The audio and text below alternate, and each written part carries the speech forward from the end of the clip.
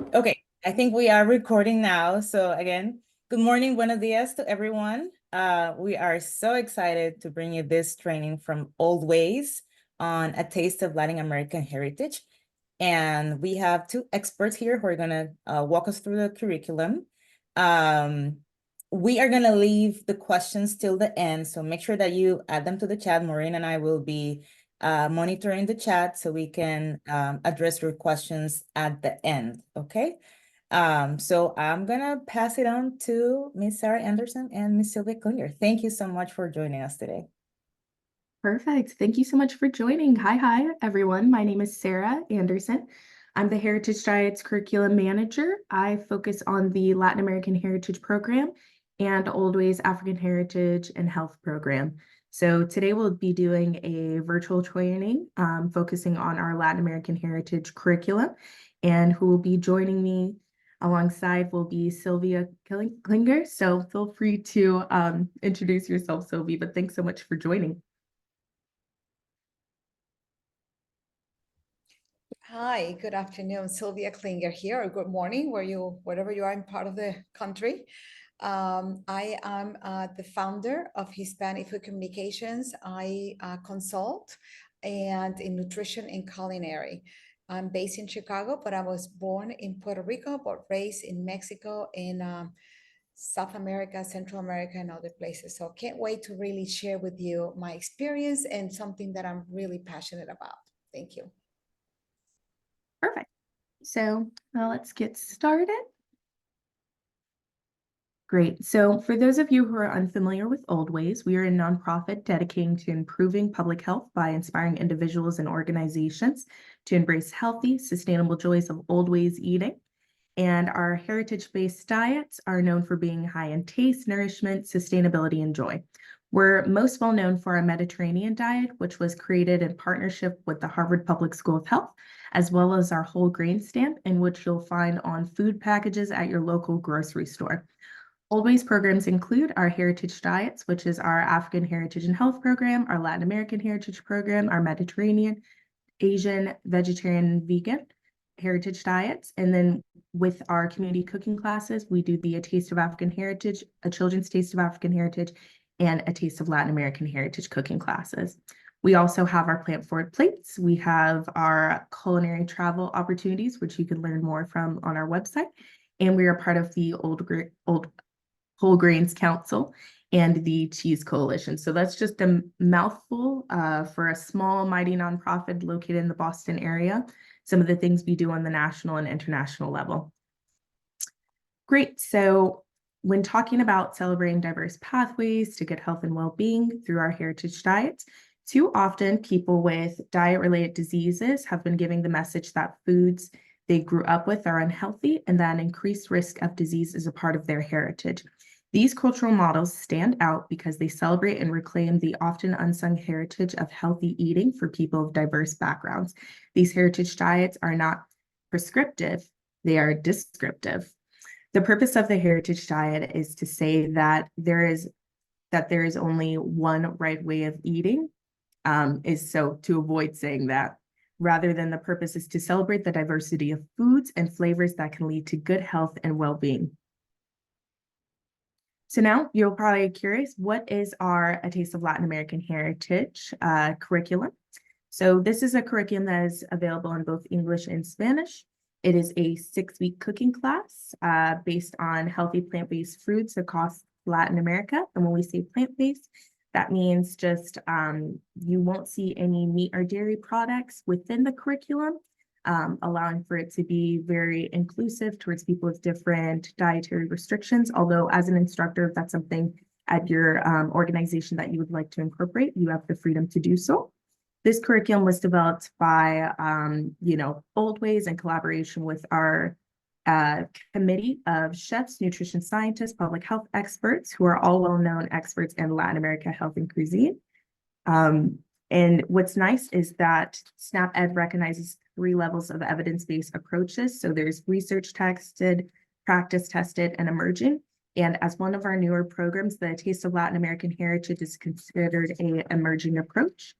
And what's nice is that the Latin American Heritage curriculum promotes flavorful foods with a great reflect on a range of culinary traditions of the Latin American heritage diet.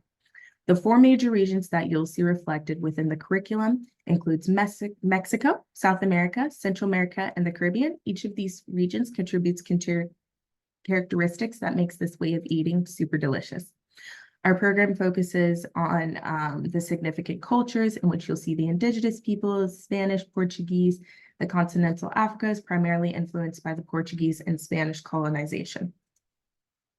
So ways that partners have offered the curriculum typically conduct classes over the 6-week, the recommended model, which is the 6-week class series.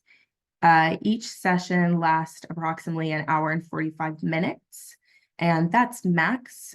Usually you have your, the introduction where you're introducing yourself, talking about, your experience. Then you're going to go into the historic significance of the diet within each lesson plan, and then you'll do the cooking demonstration, and then there's that time to eat together and reflect. So that's how the class is typically broken up.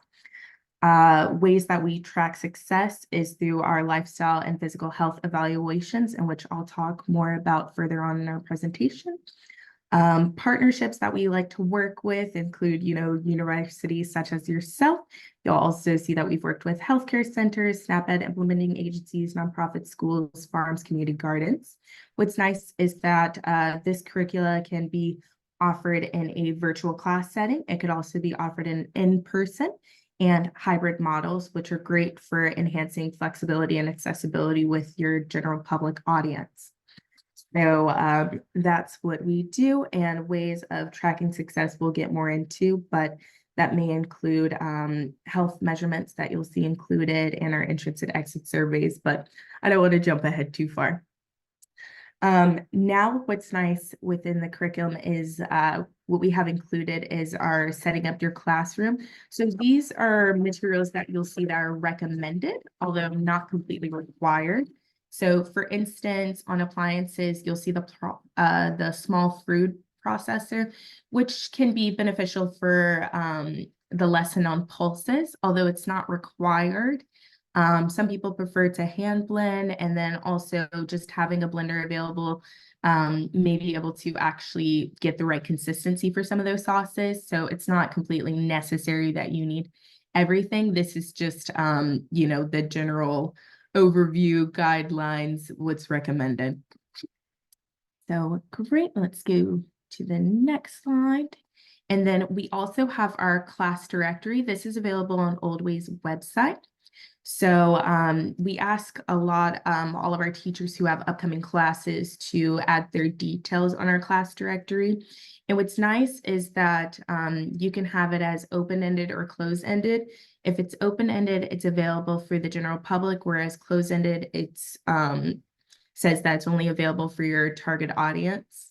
What's nice, the benefits of adding your details to our class directory is that it increases visibility for your class, and also you can share, it allows for you to share your expertise with a larger community.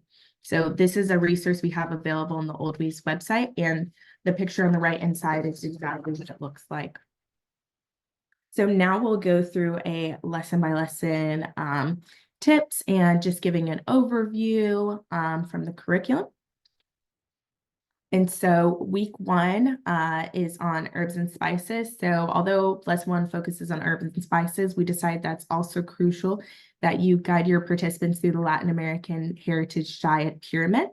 The pyramid is, the key message of this is that the pyramid is a way of eating than a diet. So when you're talking about the pyramid, you want to talk about eating the foods at the bottom most often. And then as you travel upwards in the pyramid, those foods will be eaten less frequently and smaller amounts. And at the bottom, you'll notice that we have an emphasis on physical activities. And when thinking about the old ways of eating and acknowledging our ancestors, they traditionally led very active lives. So it's really important that you try to incorporate simple movements throughout the day, such as walking, jogging, dancing, marching in place. Any sort of activity that gets the heart going. Something that I like to do is take my dog for a walk every single day. So also on week 1, it's and on top of the Latin American Heritage Pyramid overview, you are also going to focus on the regional profiles, in which Sylvia is going to give deeper insight on. But the first lesson will obviously give you a nice oversight on that too. And it also includes the map, and we'll talk about the historic significance and future recipes from each of the regions, giving the participants insights on the flavor profiles. So that's something really nice about the curriculum. And then also, lesson 1, thinking about herbs and spices. Here are just some of the very few herbs and spices mentioned. These PowerPoint, this slide in particular, and some of the next few ones you'll see, is taken from the complementary Latin American Heritage PowerPoint that's included within your curriculum materials.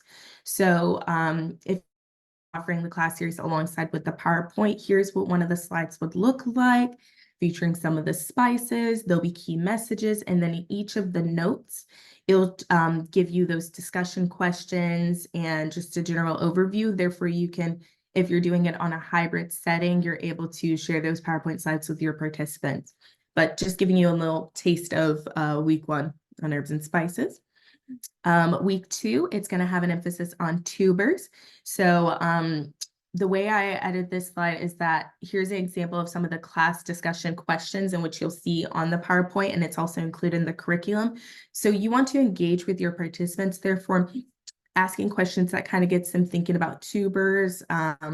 So one may ask, does anyone know the difference between a sweet potato and a yam? Or have you heard of tapioca pudding? What do you think of it? Explain the texture, consistency. And so it's just something very engaging. But then I think what's also nice is that within each lesson plan, it's going to have that nutritional discussion that's going to tell you about the vitamins and what's all incorporated in each of the recipes and the ingredients and why they're significant to the Latin heritage diet. So that's on week 2.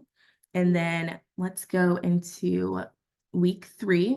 This will be an introduction on whole grains. And I know whole grains can be a very daunting, sometimes topic to talk about, but you're in good hands because Oldways, we're a part of the Whole Grains Council. So we have a plethora of resources that specifically talks about whole grains. We even have someone on our team who focuses on whole grains. And so, of course, the curriculum is going to give a really nice oversight on what to expect with whole grains from the within the Latin American heritage diet. These are just a few of the whole grains that you'll see within the curriculum, in which you'll give a nice description over. And we even have a grain anatomy here that just gives the participants more insights on what to expect with whole grains. So there's plenty of resources there. I always ask that new instructors, go through the teacher's manual to get an overview of what to expect, check out each of the key messages and discussions. But everything, the information is all there, and feel free to expand on that if you have, general insight from your previous experience. Therefore, if you're a chef, you're going to focus more on the flavor profile. If you're a registered dietitian, you're going to focus more on, the health benefits. So I think it's really good that you invite some of your own expertise in things that into your class, because that's what's going to make every class series different based on the instructor. So this is just on week 3. And then on week 4, we have fruits and vegetables. This is a fun one, and I think it's nice because it's really going to tie in some of those results that you see from your entrance and exit survey that focuses on the food behaviors. I'll share this on a later slide just to give you an insight on what that looks like. But, of course, this is something that it's going to be exciting to talk about. Here's some of the examples of discussion questions that you'll have within the fruits and vegetables chapter. And then, you've got your key messages here, and then those are the wild veggie tostadas, which is one of the recipes you'll actually be making within the Latin heritage curriculum and of this chapter. So this is just giving a little insight, but it's really nice because as reviewed, everything is there. And then on week 5, that's where you have the pulses. So you'll be making a lot more salsas. This is the one where if you have a food processor, you may actually want to bring it out, or a blender. Although the food processor, like I said, is completely optional, but it's just usually you have until week 5 to decide how you would like to go about making some of the dishes featured in it. And towards the end, we'll talk about each of the recipes featured in each of the lesson plans. But what's nice also is that, like not only are you talking about the heritage, you're talking about the health, and you've also got the key messages there. So everything's there in the teacher's manual. Oh, I went back a slide. Let's go to week 6. So this is the last lesson on nuts and seeds. So it's just going to give an overview of a lot of nuts and seeds that you'll see throughout Latin America. And it'll talk about the dietary guidelines for Americans on nuts and seeds and, the nutritional benefits. So this is just a snippet of what you'll see in lesson 6 and what you'll be discussing with your participants. And now let's go into tracking success. This is my favorite part, just because we always ask for this when we're trying to get data collection for our Latin American Heritage curriculum, because our Latin American Heritage curriculum, as discussed, is included in the SNAP-Ed library, but we want to get it a part of the SNAP-Ed toolkit. So if you can please give us your surveys, we would love that. So let's go into what I'm talking about. So at the very beginning of the 6-week class series, on the very first day, there's an entrance survey. You'll see it on the, when each of the students have their handbook, it'll be within the very few couple of pages. And it's just a short survey that takes, I'd say 10 minutes is generous, really like 5 minutes or less. And we have this survey to focus on the eating behaviors of the participants. Therefore, when they take the class series, you'll understand where they're at. And then at the very end is the exit survey. So you'll understand how they've been incorporating more of these healthy ingredients or how their eating behavior has changed while, participating in the class series. So ways that you can submit the entrance and exit surveys to us are below. So you could either email them to me, you can fax them to us, or you can send them even in the mail. So here's our Oldways address here. We have our fax number and there's my email address. And I mean, if you even want to take a picture of them and send them to us, feel free to do that. So we'll take it any way we can, but it's really great for our data collection. And then this is the exit survey. So as you'll see on our right-hand side, that's what the exit survey looks like. And it's also included in the teacher in the curriculum materials. So not only will the students have it in their student handbook, it's included in the curriculum materials, and it's available on our website. So say you forget to tell your participants to fill it out in their handbook, or say you forget to give it to them, you can always send them over to our website and they can complete the digital version. And if your program lead ever needs that information from us, they can always email Oldways directly and we can get those results over to them. So this is just what the exit survey looks like. And those are our 2 main ways of tracking success. We do have an optional teacher evaluations that's included within the curriculum. And what's nice about that is the reason why we have it as optional, because, you're already doing the entrance and exit survey, so we don't want to ask for too much. But it's really nice if you want to give a little feedback on how your class series went. So say you made some adaptations to the recipes, or say there was a general interest in one of the lesson plans on, herbs and spices, and you would like to gain more insight or more information, you can add that information there. And then when we're considering updating the curriculum, which we do every few years, we like to go through each of the teachers' evaluations and see what feedback and suggestions they have for us. So that is optional, but you'll also see that included within your curriculum materials. But what we require is the entrance and exit surveys, as you'll see here. All right, now recipes. When thinking about recipes and working with the curriculum, one thing that I like to say is you do have, every instructor is gonna work with it differently. So for instance, when I offer cooking demonstrations, certain ingredients I like to prep beforehand because, due to time limitations. So I may, dice my tomatoes, cucumbers, and then chop my onions with my participants, just because I love giving my tips on ways to avoid crying when working with onions with participants. And so that's a fun one. Or, you know, I'll save my bell peppers to chop with participants because I like to show the unique way I like to do it and de-seed it. But that's really up to the instructor. So if some instructors like to have all of their ingredients prepped, therefore they're just adding it on in each of the dishes. And so then they'll have time to complete their dish and go around to each of their participants, check in on them and make sure that they, you know, if they have any questions, they're there to answer them. So have the freedom to work with that as you feel that your best needs. Therefore, if you want to prep or to not prep, that is really up to you. Now, what you'll also see available in the curriculum is our grocery shopping list. So within each lesson plan, it's nice because it gives an overview of ingredients featured. Therefore, when you are sourcing your ingredients before your upcoming class series, you'll know all the ingredients you'll need for each lesson plan, and it breaks down each recipes, and it also gives the tools and materials. So this is also included within the curriculum, and it's nice when trying to figure out how to budget for ingredients and just sourcing them and saving time.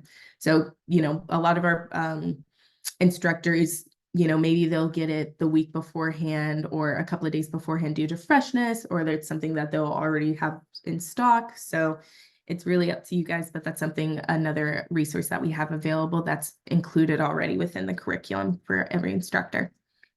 Now, the fun part, and this is just some of the recipes that is included within each of the lesson plans. So here are actual pictures of them. Within week 1, we've got the pumpkin seed salad, the chimichurri, the cucumber and serrano chili salad. Let's go to week 2, we've got the sweet potato pudding, the yuca with garlic lime sauce, and we've also got the jamaica sticks with chili and lime. Week 3, we've got the wild veggie tostadas, as you saw earlier, the sauteed quinoa with Swiss chard. And week 4, we've got the Chilean carrot salad, the avocado, pineapple, and watercress salad, and then the smoothie. This is a fun one. We also have a smoothie. This is a fun side tidbit, but we also have a smoothie within the children's curricula that is really popular. So we have one included for the Latin American heritage, of course, too. Week 5, we have the lentil stew and the cranberry bean stew. And week 6, we have the pumpkin seed dip and the amaranth porridge with coconut milk and chia seeds. So these are just graphics and, you know, listing out each of the recipes that you'll see. A lot of instructors that I've worked with, they will either do 1 to 2 recipes per lesson plan, just because whenever you plan on restarting the class series, sometimes you get repeat participants. And if you're only doing 1 to 2 recipe per lesson plan and you're restarting the class series, you always have a new recipe to feature and introduce to your audience. So it keeps it fresh and fun. And also, you know, doing three dishes, you know, within an hour, 45 minutes with the lesson plan and everything like that, you would definitely want to prep all your ingredients in advance, just for time's sake. Therefore, a lot of instructors that I've worked with like to take their time and usually do 1 to 2 per lesson plan. So that is what I have for now. Here's my contact information. I have my email here and our website. So if you have any additional questions for me, feel free to save them for the end. But I am done sharing, and I would like to make the screen available for you, Sylvia. All right. Thank you so much, Sarah, for sharing the curriculum, you know, step by step that we will have. Let me make sure that, all right. I think I'm in mode now for presentation. Excellent. All right. So I'm going to take you to this journey where we're going to go through some of these Latin American countries and really explore some of the foods in the remaining time that we have. Before that, I want to show some of my, show all my, this, what do they call this? The people that I work with. And I want to assure you that I have no conflict of interest with this presentation. here are the objectives. But before I start with the journey through the different countries, and I'm not going to be able to cover all the Latin American countries, but I'm going to cover some of the ones that are most represented here in the United States. But I am not going to, I'm missing Ecuador, Bolivia, Uruguay, Paraguay, and some of these other ones. But eventually, we will probably try to get to the ones that are probably very meaningful to you as well. One of the things that I like to start is about this cultural sensitivity, because I think this is really important that we understand that Hispanics have wide differences among them. And when I think about the Latin American countries, I think about, we all speak Spanish. Think about the people who speak English, Australians from UK, from Ireland, and many others. However, the differences in cuisine, in culture is very drastic. But the same thing is with Latin America. Even though some of these countries are very close to each other, and we mostly speak Spanish, even though with different dialects and different words for different things, it's still a big difference. And we have to understand that this culture it's still cemented in, they're very proud of their culture. They have, their religious is based on the primarily Roman Catholics. Very religious. I mean, you see churches in almost every corner as well. These culture also believe in old remedies.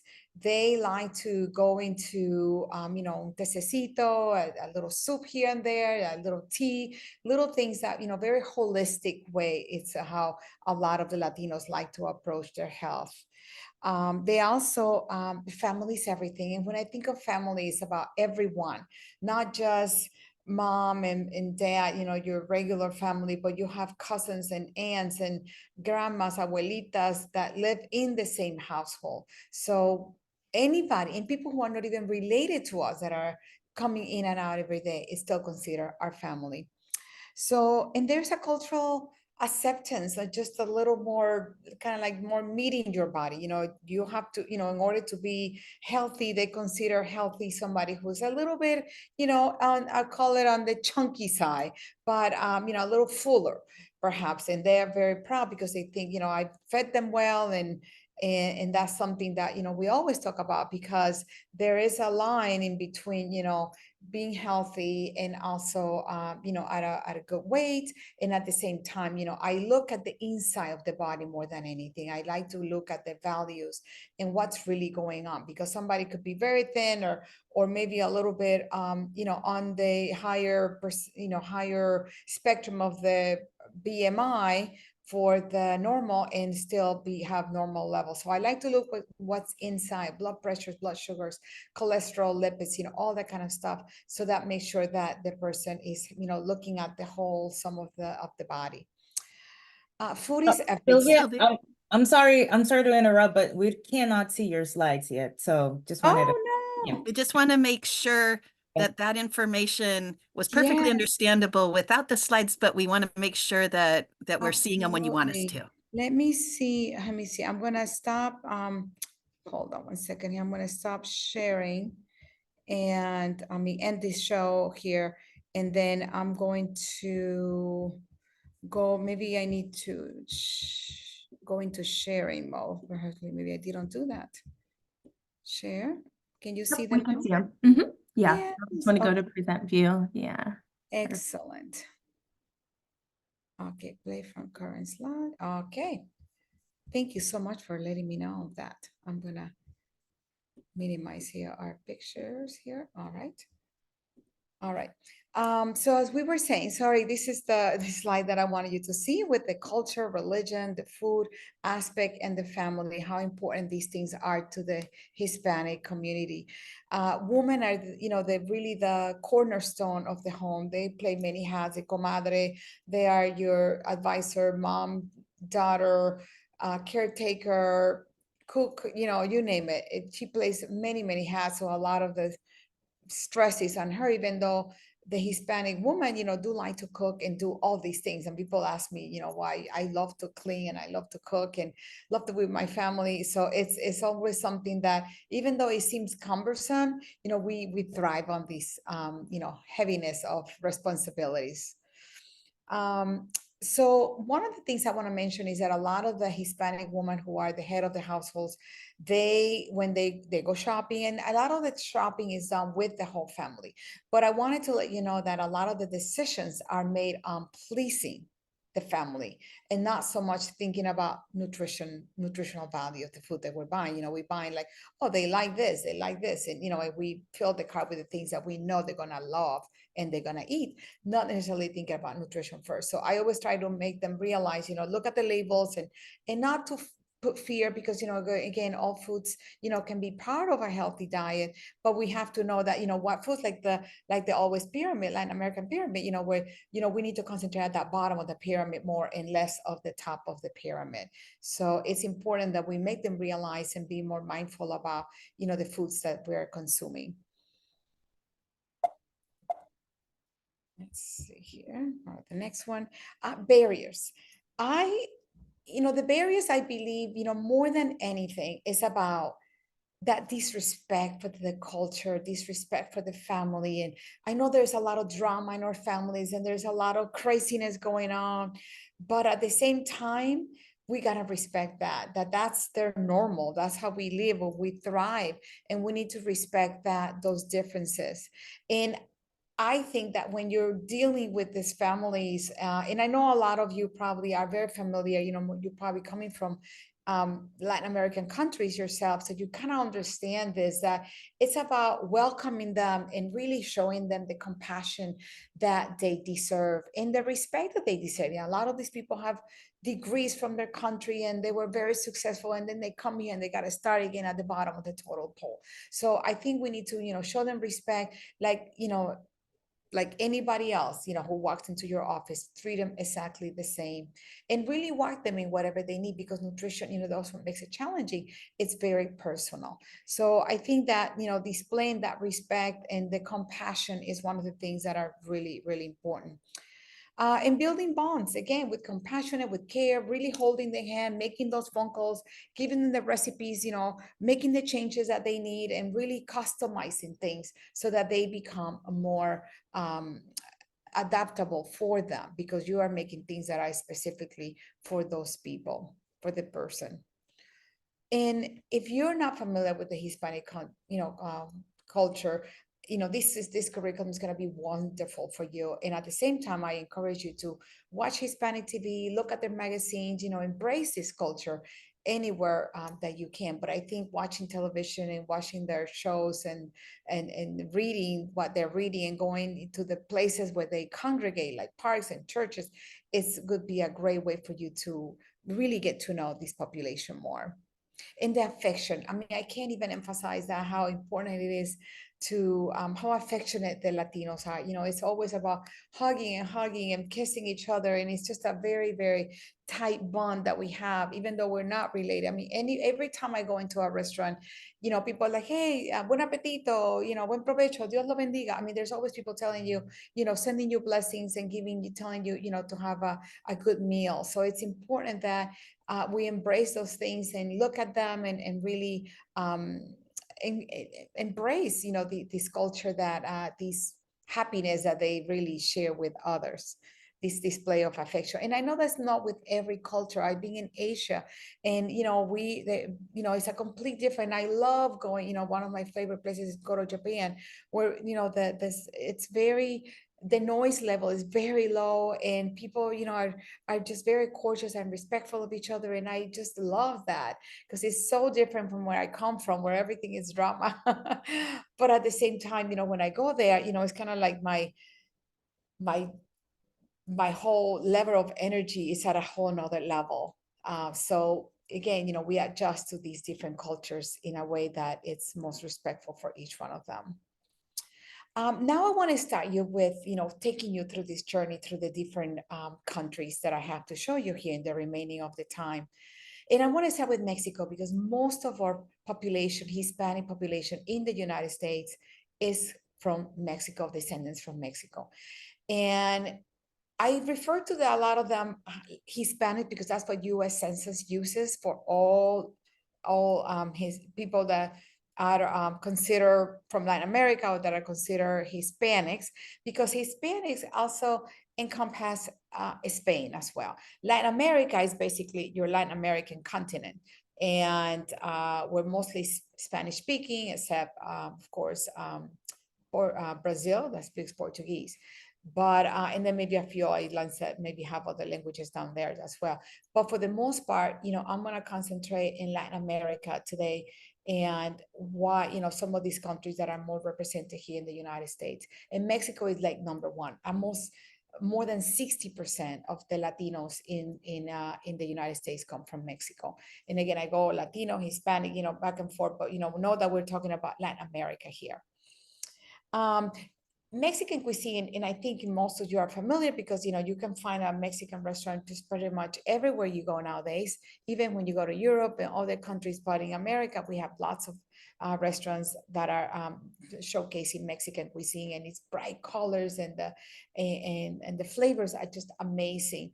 I spent 10 years in Mexico with my family when I was growing up, and the memories that I have of that cuisine are just like so delicious. And I can see why so many people are in love with this cuisine. The colors and the flavors are just, incredible. And I think some of the greatest innovations came from the nuns back in many decades ago, where they were cooking for the priests and the people that, the Spaniards who came into Mexico, and they perfected their baked goods.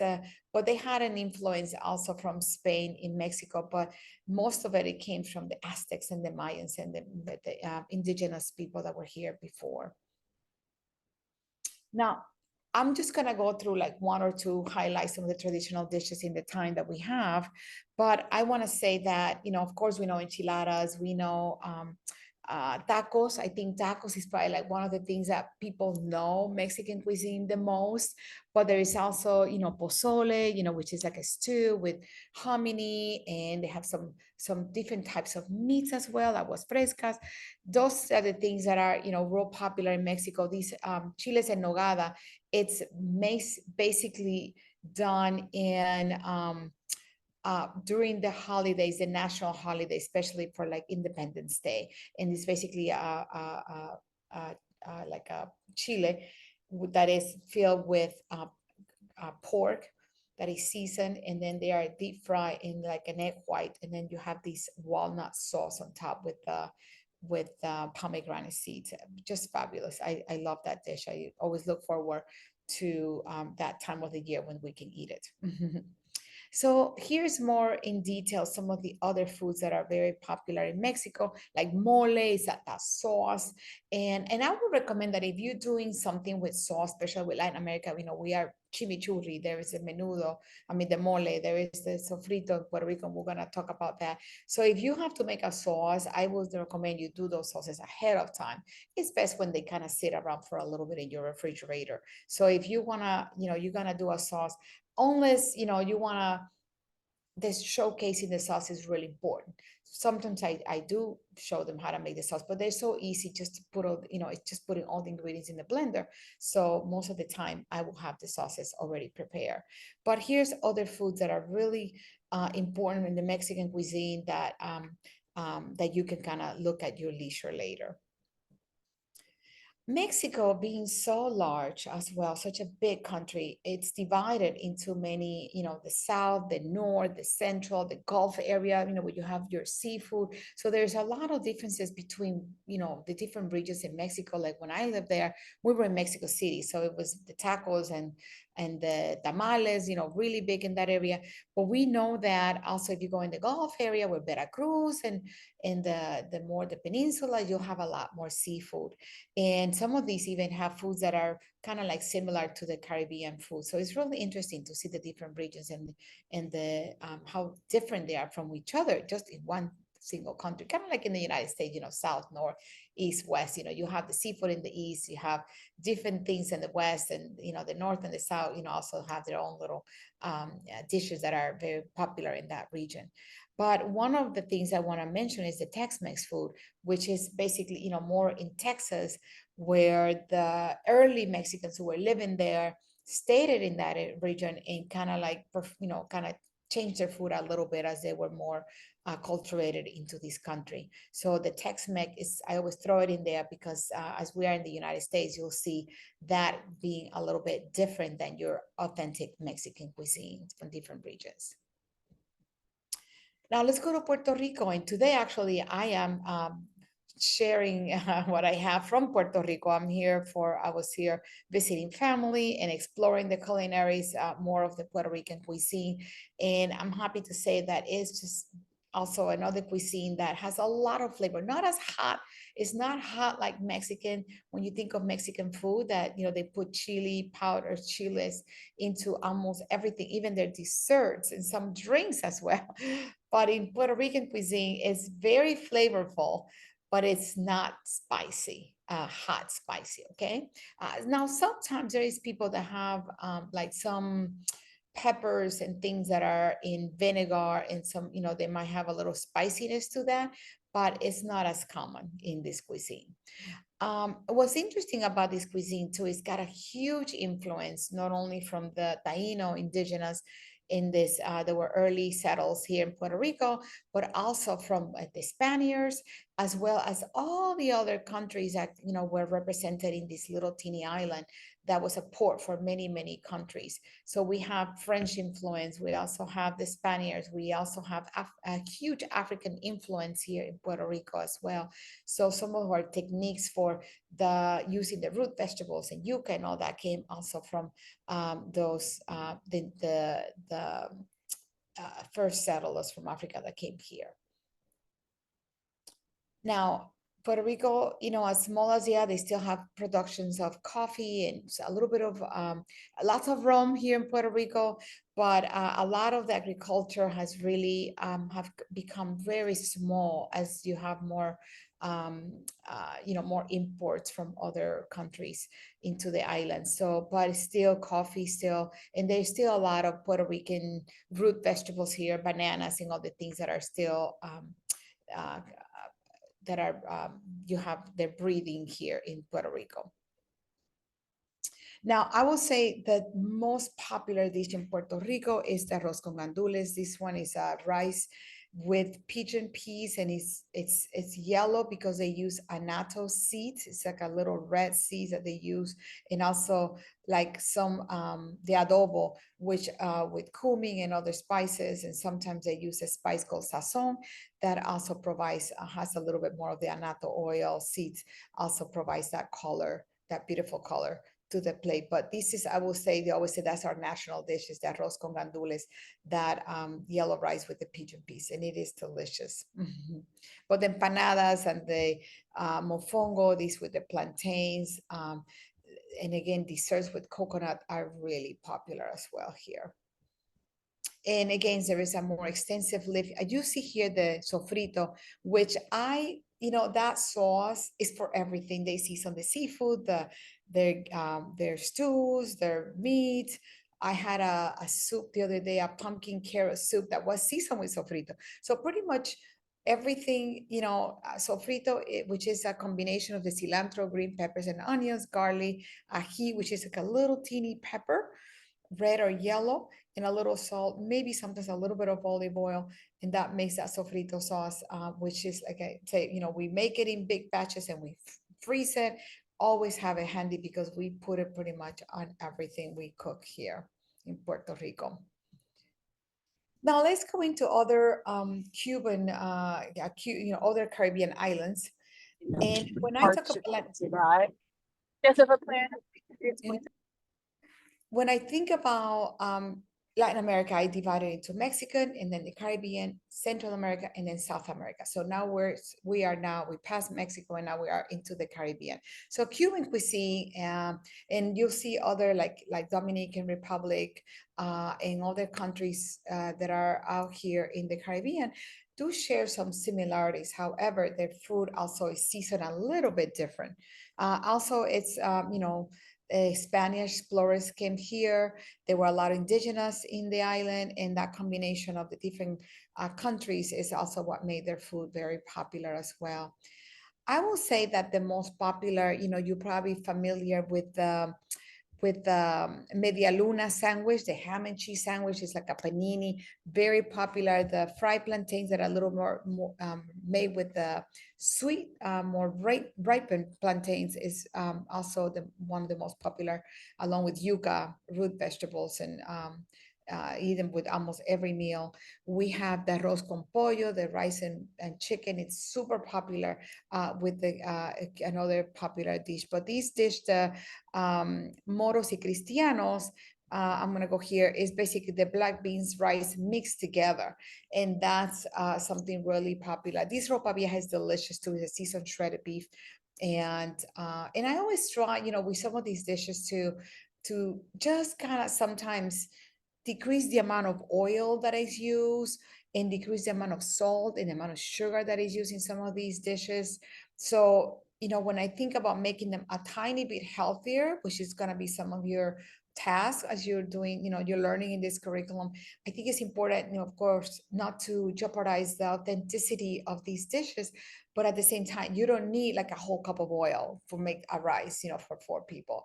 You don't need a spoonful of salt. You can use more garlic, more onions, more chilies, you know, if you're doing Mexican cuisine. So you can use some of these flavorful vegetables and fruits and citrus fruits that, you know, are so used in these countries, and not have to really rely on salt, oil, and sugar to increase the flavors. So even with the licuados that are so popular among, you know, all these Caribbean and Mexico and all there, even in the United States, that you see the smoothies are so popular. A lot of the Latinos like to make them with a lot of sugar, you know, either condensed milk or spoonfuls and cups of sugar. And I always say, you know, they're already so flavorful with fruits and or juice or, you know, whatever they're using, that you really do not need to add extra sugar to these things. So I always say, try it first before adding all that sugar, because really you do not need it. I've done this on TV and the anchors are like, are you sure I'm gonna have that, you know, that smoothie, that agua fresca with no sugar? I said, believe it's gonna be delicious. And sure enough, they're like really, really surprised to see that fruit, that natural fruit, really adds a lot of flavor. The Dominican Republic is another, island that we can almost see it here from Puerto Rico. It's between Cuba, Jamaica, and Puerto Rico. It's a small island that they're sharing with Haiti. 2/3 of the island are Dominican Republic, and the other is Haiti. This country also has, lots of similarities. I think most of these countries have the fried plantains, the rice and beans. The seafood is very authentic to a lot of these Latin American countries, but they're just prepare a little bit different. You'll see that in Puerto Rico, you know, we have the arroz con gandules. Like in Cuba, you have the moros cristiano, which is the rice with the black beans combined, or the arroz con pollo. So, you know, it's prepared a little bit different, in season a little bit different, but they call it arroz, you know, rice and beans, but it's prepared quite different. Now, the plantains, I think most of the time, they prepare the same. They're fried. I've been trying to tell people how to use an air fryer or baking them, because they are just as delicious as the ones that you fry. So I say, try them out and experiment with these different things. But you have the asopaos, these guisos are real popular among all the Latin, the Caribbean, and you saw that they have a stew in Mexico, which is made with different kinds of meat and the hominy, corn, while in the Caribbean, it's more like some vegetables like corn, pieces of corn, carrots, potatoes, and just big pieces of chicken or beef. So it's completely different flavor profile, and also the fruits and the vegetables and the meat that you use is different. But Dominican Republic, again, you know, it's well known for these mango. And mango basically is like boiled plantains seasoned with garlic, salt, and chicken broth. And then you can put seafood on top, like shrimp, or some kind of, you know, shredded fish, or shredded beef, or pork, or chicken as well. So it's a very, very popular dish in Dominican Republic. But we also have our version here in Puerto Rico as well, which I always try to get it when I'm here.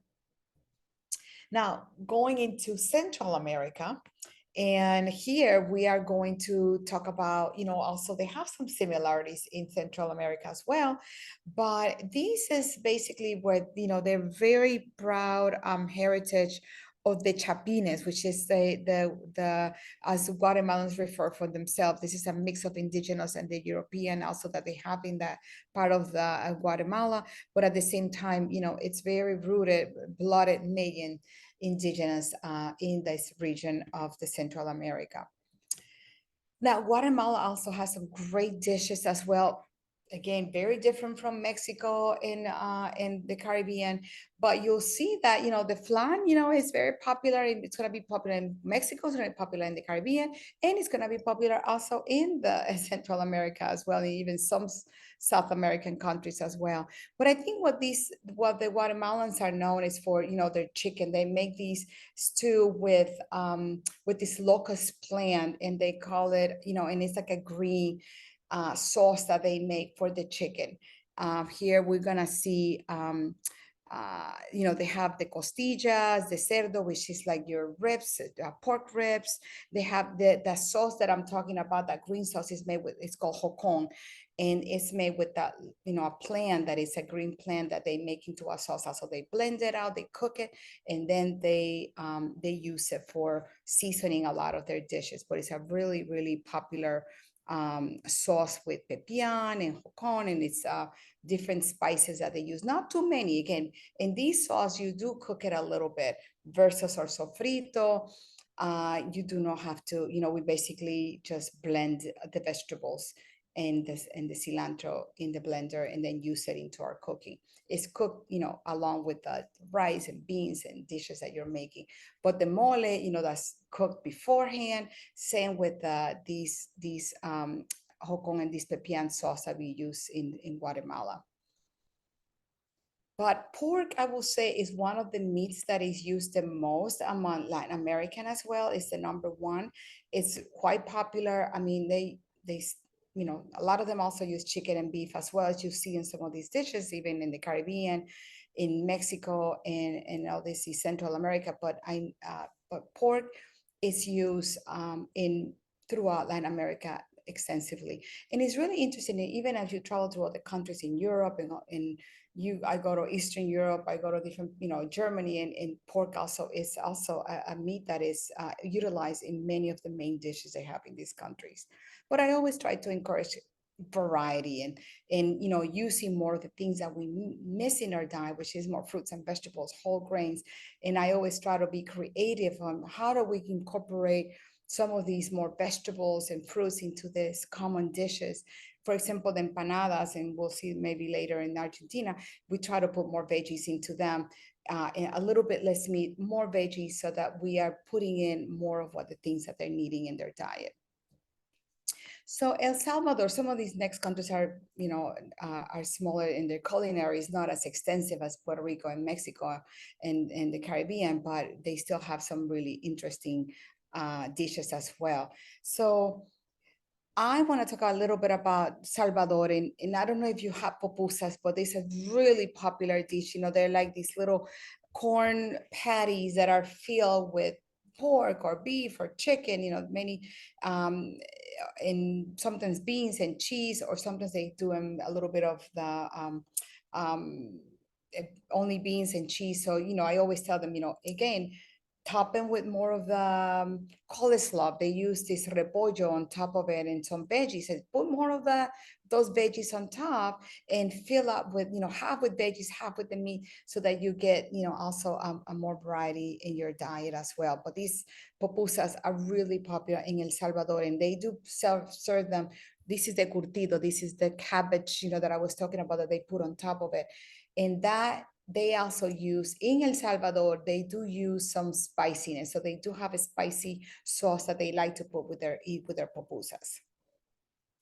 And again, there's more, there's the flan again here as well, chicharrón, which is the crispy fried pork used in many of these countries as well. But you can kind of take a look at these later on at your leisure. Nicaragua, it's, nestled right in the middle too in Central America. And some of the dishes, again, you have the rice and beans.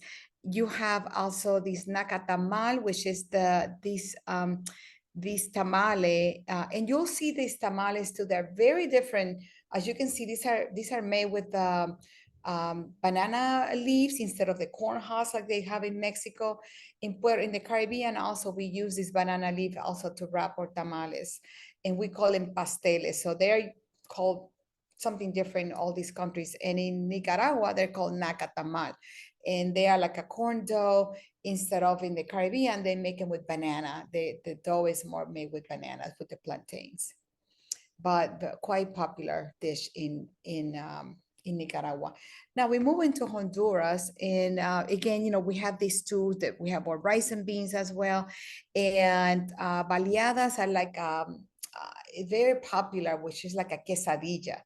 Same tortillas, and that's the thing too. Like tortillas are, you know, mainly consumed in Mexico, but some of these countries like Guatemala and Salvador and also Honduras also use a little bit of some tortillas done a little bit different, maybe a little bit thicker than the Mexicans use them, and maybe the flavor profile might be a tiny bit different, but it's basically a tortilla. You know, it's a flat rounded piece of you know, grained.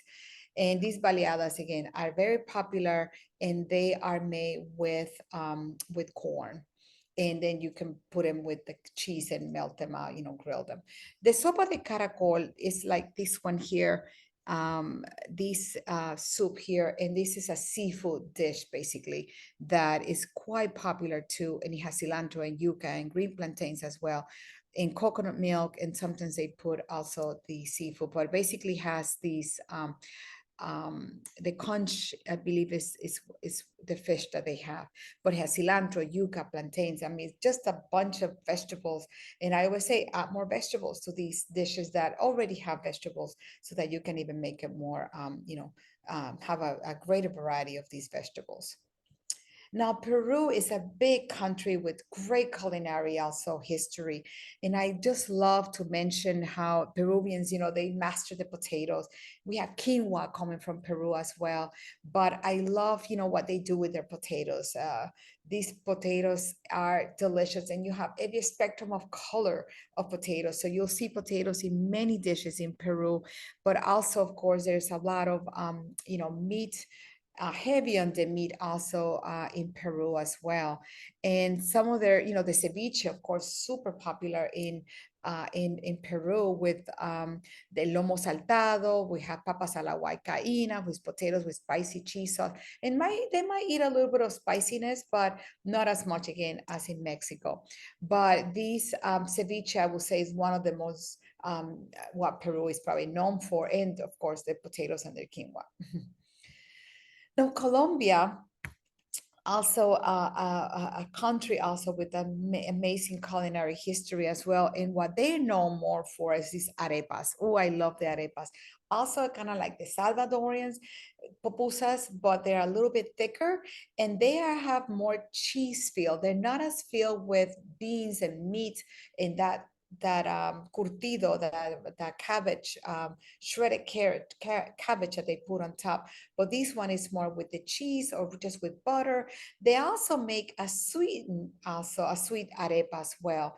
And arepas, you know, they're in with a lot of dishes, also most of their meals. But basically it's like, you know, they are made with the corn flour, and they have, you know, just like a patty, and sometimes they mix in the cheese inside. Delicious. I love them.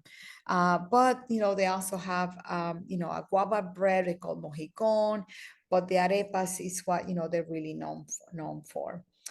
Now, Argentina, you know, being another big country, and also had a huge European influence. So you will see in Argentina also dishes that are like very, you know, Italian, like raviolis and pastas, because they had an enormous Italian influence. But what they really know are those empanadas. Oh, the empanadas from Argentina. I mean, we all make empanadas in different Latin American countries. With meat, with cheese, like in Puerto Rico, we make them with guava. In Mexico, they make them with pineapple or with pumpkin. So empanadas are done a little bit, you know, the dough is a little bit different in each country, but the Argentinians really have mastered empanadas they make them with either pork or shredded, ground beef, or they also made them some with corn inside, or maybe some with a little bit sweet, but mostly they are more savory. So the Italian dish is really popular, but that beef in Argentina is what they're really known for. I mean, you go everywhere, and I always tell people, if you're a vegetarian or a vegan, it's gonna be really difficult when you go to Argentina because every dish has beef. They are known for their cattle and raising cattle, so beef is really, really a main dish in Argentina, and they use it they always top it with that chimichurri sauce. But I always say, you can have a little bit, but again, serve it with a lot of vegetables. Try to put that empanada. When you make that ground beef, add shredded carrots, add other things in other vegetables to also add some of these vegetables that they're missing in their diet. Venezuela, some of their, both basically also, they use the kind of like the arepas from Colombia, they have some kind of breaded item also as well in Venezuela, but they feel it with the meat, kind of like the pupusas. But they, again, that feeling is a little bit different, maybe with shredded ground beef in this country, so it's done a little bit different. But the beef is also popular in pork also in this country as well. But they also have some great baked goods in Venezuela that are delicious as well. Now, Costa Rica also known for some of these really unique dishes as well. And they have an abundance of fruits and vegetables in Costa Rica, but they also known for their gallo pinto, which is a rice with black beans and lots of vegetables. So I always say we have to copy the rice from Costa Rica because they do have a lot of, you see it here on the very top. It's very colorful because it's filled with those black beans and many, many other vegetables. But they are really having abundance of fruits and vegetables in Costa Rica. So, I don't think there is no shortage of that. So I would say keep adding those fruits and vegetables to those dishes. So like I was talking earlier, there's some of the foods that we kind of, merge around some Latin American countries. And I want to highlight the ones that I think that are very high in nutrition as well, that we love very much, like avocados, bananas, beans, chayote, which is a vegetable eaten a lot in Mexico. Chiles, I say flavored things with the chiles because, if you're from Mexico or places that you like to have hot, spicy foods, because they do have vitamin C and they're wonderful. They add a lot of flavor with, you don't have to then add so much salt. Jicama, I know that you're having a salad made with jicama, and I just love jicama. Crunchy, something that I learned to eat a lot when I was living in Mexico. And all they do is to put a little bit of lime juice with a little bit of chili powder if you want, but you can put carrots, and I put cucumbers along with jicama to add more veggies. But again, just that lime juice with a little bit of chili powder, it is a delicious little snack that you can have very often, even if you're not even Mexican. But again, passion fruit, pomegranate are fruits that are eaten a lot. Lots of citrus fruits are used in their cuisine to season them. So I say use more of that citrus fruits for flavor as well. Nopales is a vegetable, of course, also in Mexico quite a bit and very high in fiber. But pork and it's other meats, when they eat them, I always, pork is very eaten all these Latin American countries, but I say, add variety and always, trim your meat, take the skin off and all that, so that you're decreasing the amount of saturated fats that you're consuming. But hot cereals, are real popular in a lot of these countries. So I say continue to eat those. Oatmeal, and which is, loved by many Latinos. It's a grain that has a lot of fiber, and it's loved in many of these countries.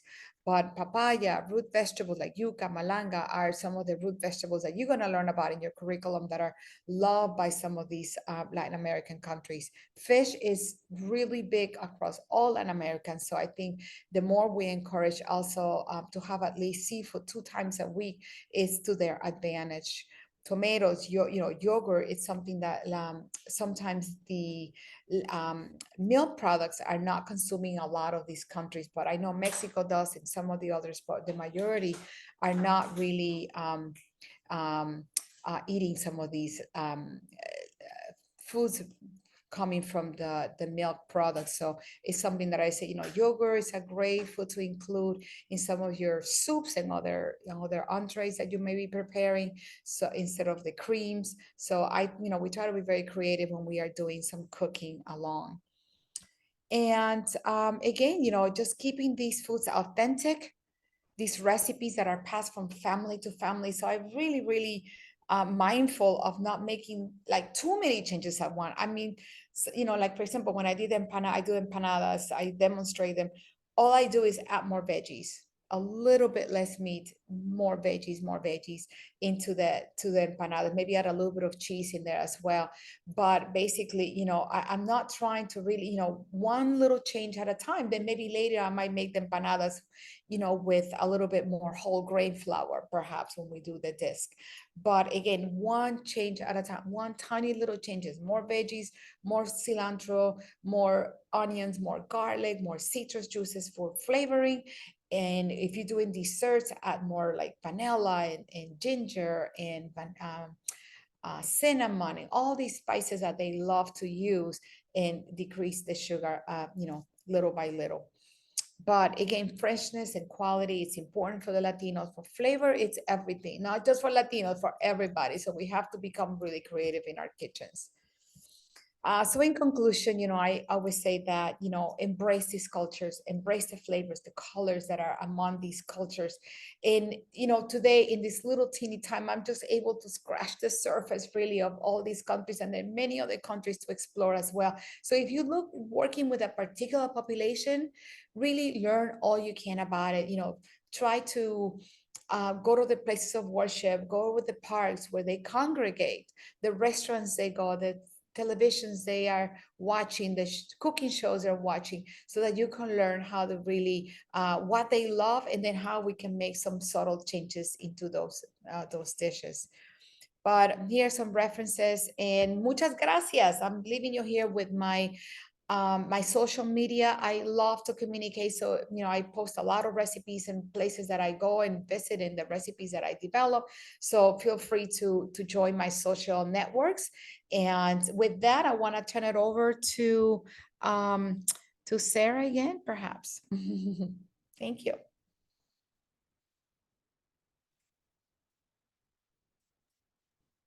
Perfect. Well, thank you so much, Sylvia. That was a lovely sharing of dishes and presentations, and an overview of all the regions featured throughout the Latin American Heritage curriculum and some.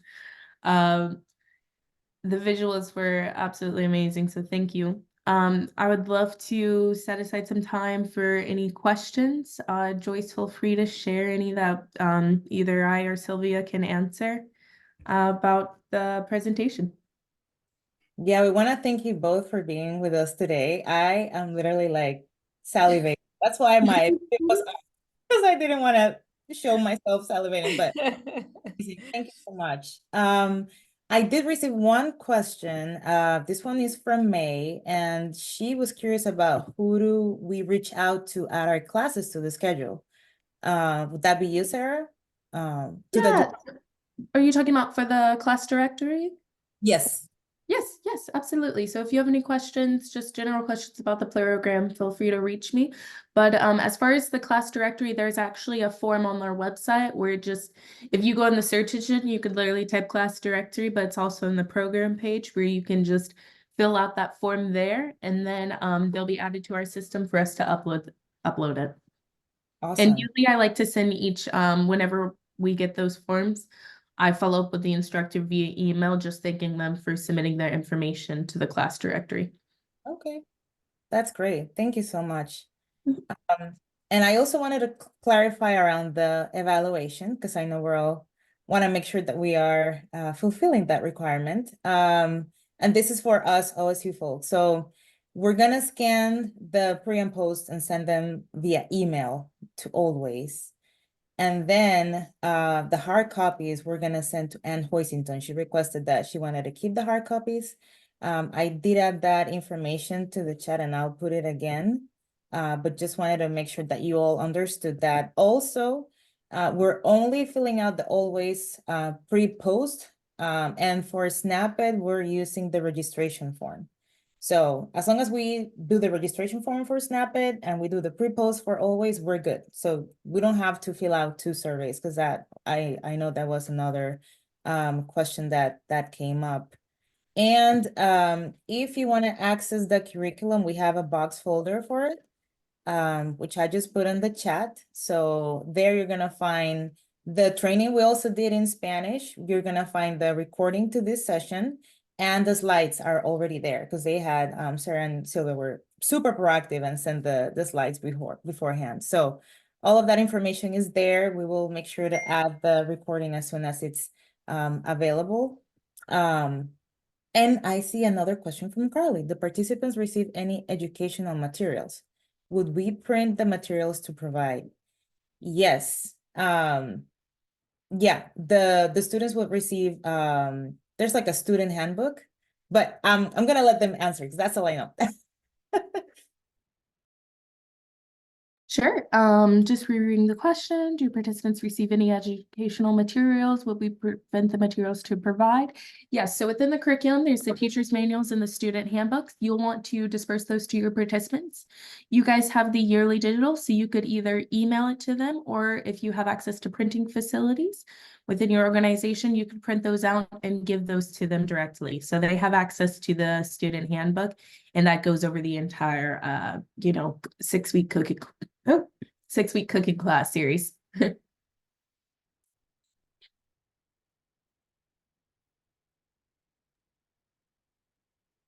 Yeah. Do we have any more questions?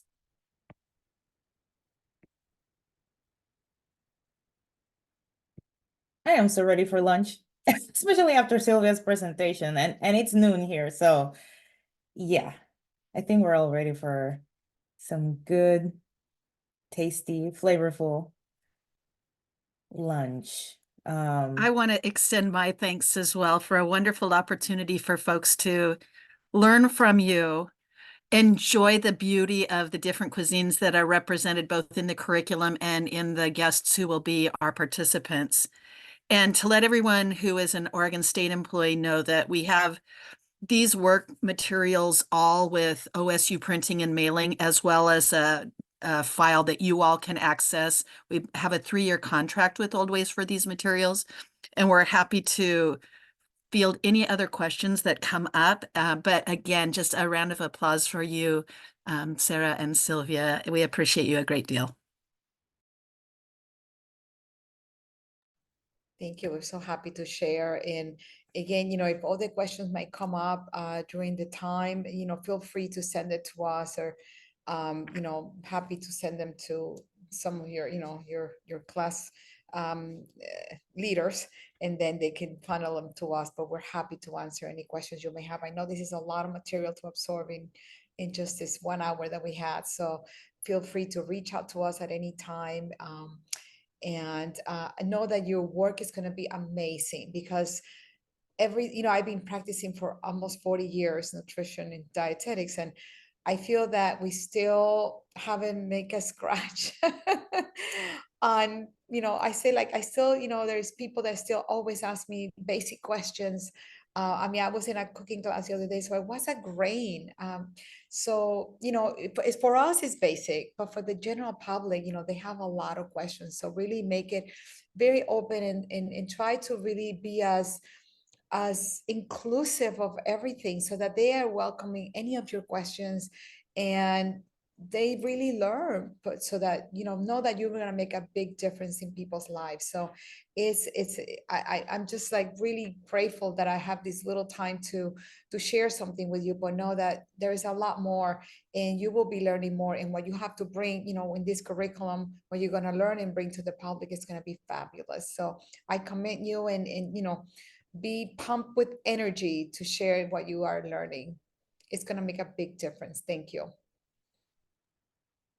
Thanks again. And I think I did see another question on the chat about an indigenous people's curriculum. Is that something that is in the works? Can you share a little bit about that? Sure. Yes, that is something that we are in the working on. I have very limited information on that, although anyone that expresses interest towards that, Feel free to submit an inquiry with Contact Us via Oldways, just because the more interest catered towards that allows us to just move upwards within the organization. So our advisory board members could really see that there's an emphasis, but we definitely are in the works of putting together a board for it. And then usually once we have the board together, we start to work on the actual educational resources, such as a curriculum. So to be disclosed, I don't know much, but I do know that that is something in the works. And we do have recipes featured on our website already. And so if you actually go on the Oldways website, and at the top there's the recipes, and I forgot to mention this, but you can also implement some into the Latin American heritage curriculum too, because you can organize it by heritage diet. And some of our long-term instructors who've been teaching the class series, they'll want to incorporate new dishes. So they'll go through our recipes and add those to the curriculum, such as Sylvia had mentioned curtido, and I'm like, we did a curtido recipe. It's on our website. And so you could always select that and bring that into the 6-week class series, which is a lot of fun. But yes, that is something in the works. Thank you for asking. Sure. And we have one more question. Is there going to be an African heritage curriculum for, oh no, sorry. Is there going to be a youth version of any other curriculum? Other than the African heritage, they have their youth version, but is there going to be a youth version for others? That's something I'm not sure of, because I haven't been a part of those conversations, but yeah, that's something I think may be of interest, but I'm actually not sure of, so I can't confirm or deny. All right, thank you so much. Any other final questions or comments?